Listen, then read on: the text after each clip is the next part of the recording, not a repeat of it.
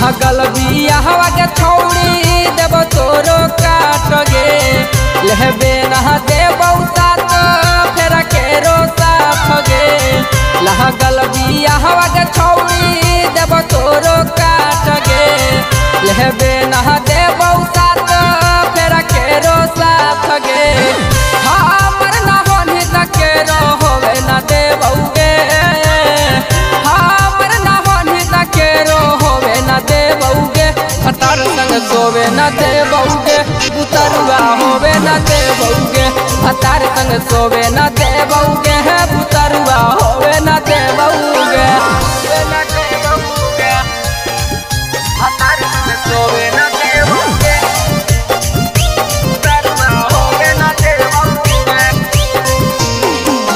माँ प्रतिमा recording studio Sheikhpura. भतार संग सोवे ना देवौगे बुतरुआ होवे ना देवौगे। रहब कुमार तोरो राखब कुमारी गे जहाँ नहीं देवौ डोली के करो दुआरी गे हे गे रहब कुमार तोरो राखब कुमारी गे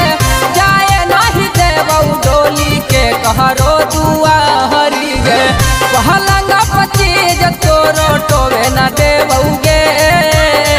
पहलंग पचीज तोरो टोवे न देवहुगे भतार संग सोवे न देवहुगे बुतरुआ होवे न देवहुगे भतार संग सोवे न देवहुगे बुतरुआ होवे न देवहुगे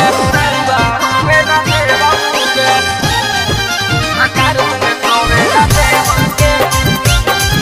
बुतरुआ होवे न देवहुगे।